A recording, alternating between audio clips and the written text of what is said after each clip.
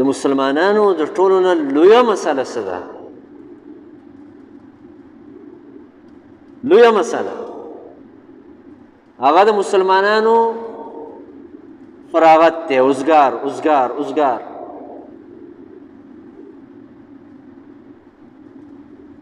اوس چې کم نسل دی، کم ځوانان دي د امت مسلمه، هغه ډېر زیات فارغ دي، د هغوی څه کار نشته، بس کار یې نشته. یو کار یې دی اوس، یو کار، او هغه دا دی چې موبایل ته به دی ناست،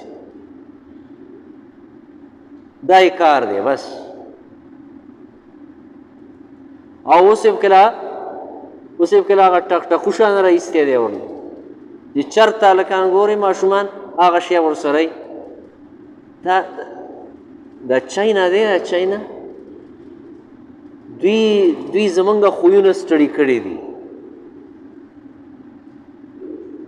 موږ پاکستانی قوم دی ته معلوم شوي یو چې دا ډېر روزګار قوم دی، بس دوی سره ټیم ډېر دی، ځکه دوی محنت کوي نه، کار کوي نه.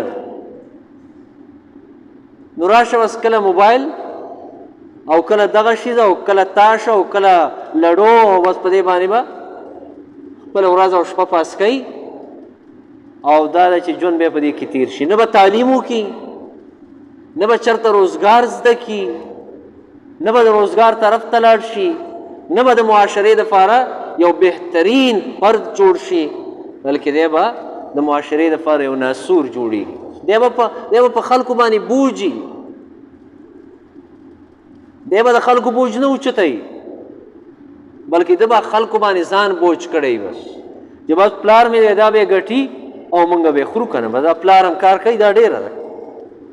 پلار به هم ټول عمر مسافرۍ کوي په سعودي کې او په دوبۍ کې او په یورپ ملکونو کې او په یو او بل کې، او موږ به ورته ټول ناست یو، موږ به یې خورو، بس دا زموږ کار دی. دا انسانان د الله نه دي خوښ، دا یې نه دي خوښ. د الله خوښ خلک هغه دی چې دوی محنت کوي، دا د محنت والی، دا د کار والی،